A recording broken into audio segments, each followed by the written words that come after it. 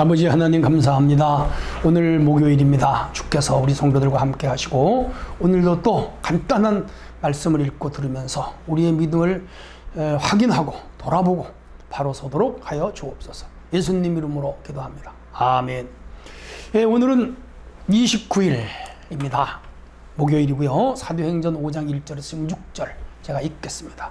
아나니아라 하는 사람이 그의 아내 삽비라와 더불어 소유를 팔아 그 값에서 얼마를 감춤해 그 아내도 알더라. 얼마만 가져다가 사도들 발 앞에 두니 베드로가 이르되 아나니아야 어찌하여 사탄이 내 마음에 가득하여 내가 성령을 속이고 땅값 얼마를 감추었느냐. 땅이 그대로 있을 때는 내 땅이 아니며 판 후에도 내 마음대로 할 수가 없더냐. 어찌하여 이 일을 내 마음에 두었느냐. 사람에게 거짓말한 것이 아니요 하나님께로라. 아나니아가 이 말을 듣고 엎드러져 혼이 떠나니 이 일을 듣는 사람이 다 크게 두려워하더라. 젊은 사람들이 일어나 사신을 싸서 메고 나가 장사하니라.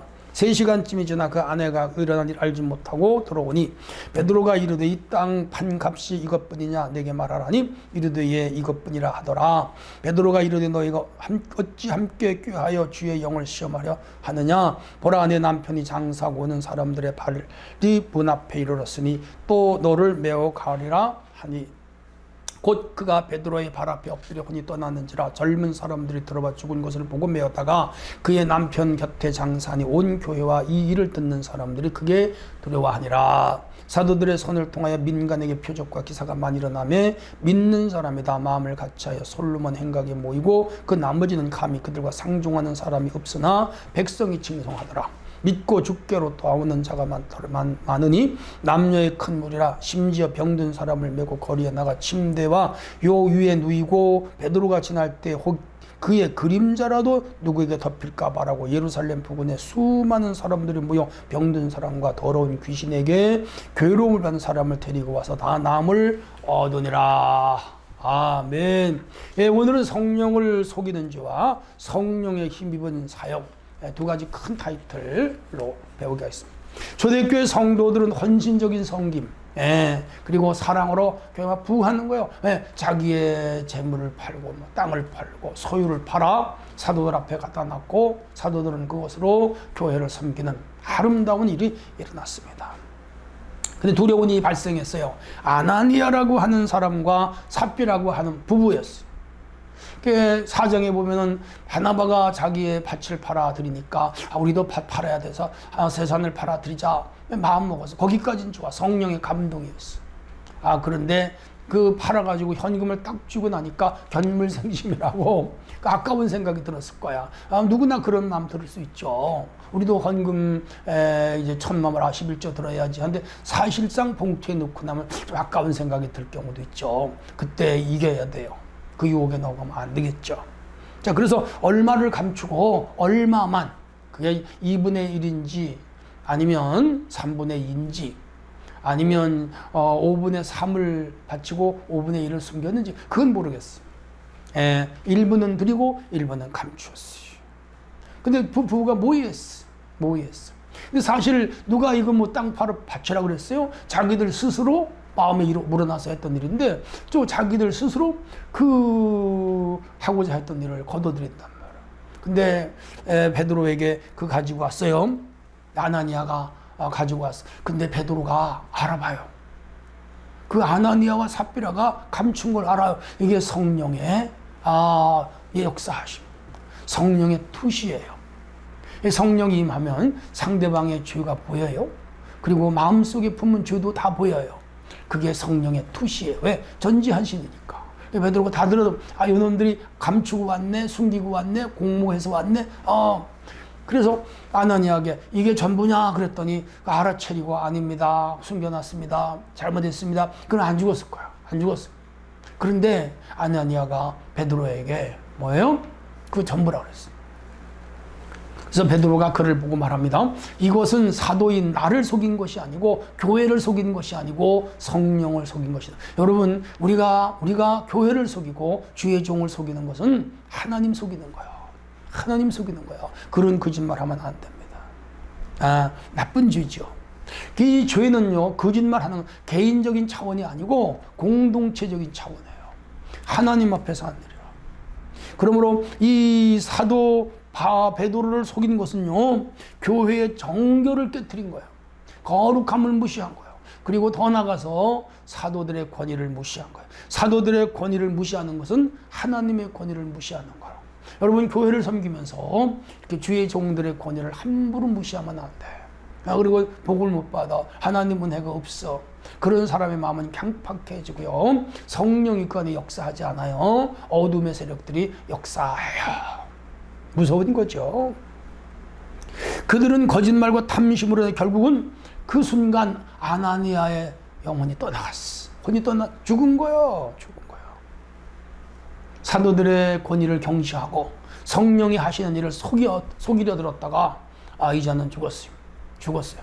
거룩한 교회를 우습게 본 거죠. 하나님의 교회를 함부로 속여도 된다고 생각. 여러분, 국가를 속이면 안 되잖아요. 그 벌이 무섭잖아요. 무서운 거예요. 우리가 어느 회사를 나갔는데 그 회사를 속이면요, 그 회사가 그 회사의 권위를 무시하는데 그냥 두겠습니까? 하나님의 교회를 속이는 것은 무서운 죄죠. 우리는 반면교사로 삼아야 됩니다. 아나니아와 삽비라가 지금 거짓말했다가 아나니아가 죽고 곧 삽비라도 죽습니다.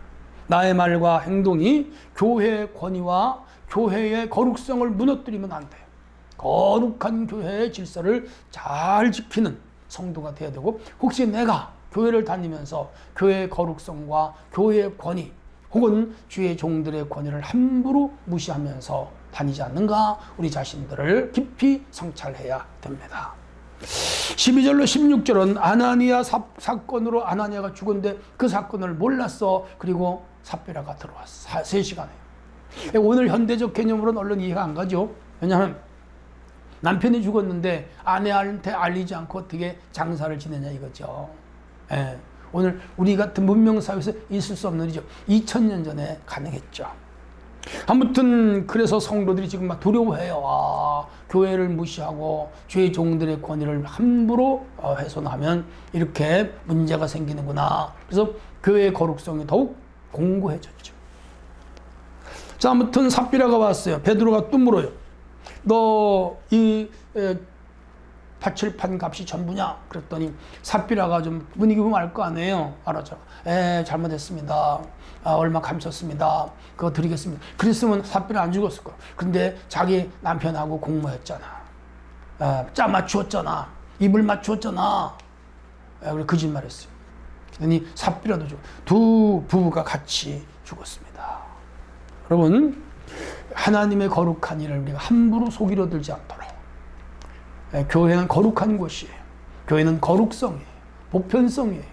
그러므로 이 거룩한 교회를 우리가 세속적으로, 세상적으로 만들지 않도록 조심해야 돼요. 자, 한편 사도들의 손으로 놀라운 기적이 일어납니다. 그래서 믿는 자의 소리가 많아졌어요. 이 아나니아 삽비라의 사건을 통하여 그것도 기적이요. 거짓말 했다가 현장에서 3시간 간격으로 둘이 죽어나가는 걸 그 사람들이 봤거든요. 교회를 함부로 경시하면 큰일 나겠네. 그래서 교회의 거룩성을 온전히 보존하게 되는 것을 보며 그 교회는 또 부흥이 되는 거라. 심지어 병든 사람을 메고 거리에 나가 침대에 누이고 요위에 누이고 베드로가 지나갈 때 그의 그림자라도 지나가면 기다려. 왜? 병이 나니까. 성령의 능력이 지금 베드로를 통해서 막 역사하는. 예루살렘 부근에 수많은 사람들이 모여 병든 사람, 더러운 귀신 들린 사람들, 괴로움 받는 사람들을 데리고 오니까 베드로가 다 고쳐졌어요. 예수님이 하시던 일을 지금 베드로가 그대로 해놓은 거라. 야, 놀랍죠? 이게 복음의 역사, 성령의 역사입니다. 자, 여기서 우리가 조금 살펴볼 일이 있습니다. 아나니아 삽비라 땅 판갓 얼마를 마음대로 할 수 있는 권한이 있다고 생각했는데 아니에요. 그게 성령을 속이고 하나님을 속인 일이에요.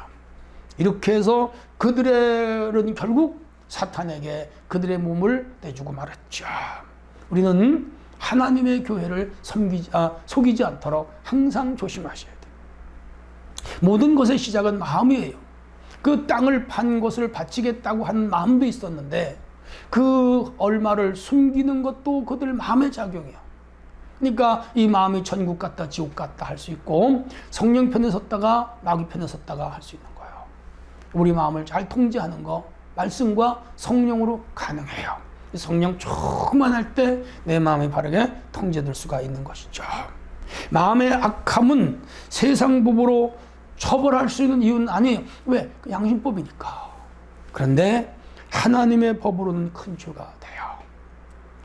양심법은 세상 법으로, 윤리적인 법은 세상적으로 어떻게 벌을 줄 수 있는 조항이 없어요. 왜? 자기의 생각과 자기의 판단의 결정은 자유니까. 그런데 하나님은 우리의 양심의 법도, 양심도 잘못된 걸로 갈 때 뭐죠? 심판한다는 거, 벌을 준다는 거. 기억하세요. 왜? 하나님이 우리 마음의 주인이기 때문에 그런 거예요. 성도는 마음에 에덴에서도 내가 왕이 아니라 하나님이 왕이심을 인정하고 살아가는, 그러니까 우리는 매일 아침에도 예수, 낮에도 예수, 저녁에도 예수, 깨어나도 예수, 잠자도 예수, 하루 종일 예수, 그분이 나의 왕이라고 인정하고 살아갈 때 비로소 그리스도인이에요. 내가 왕이 되고 내 마음대로 결정하고 내 마음대로 판단하고 내 마음대로 어떤 일을 결정할 때 그게 하나님 앞에 위험하다는 걸 우리는 깊이 인식해야 해요. 오늘 하루도 아나니아 삽비라 같은 사람이 되지 않기를 다짐하면서 살아가는 하루가 되시기를 바랍니다. 하나님 아버지 감사합니다. 오늘도 이 말씀을 마음에 담고 신실한 하나님의 자녀로 살게 하옵소서. 예수님의 이름으로 기도합니다. 아멘.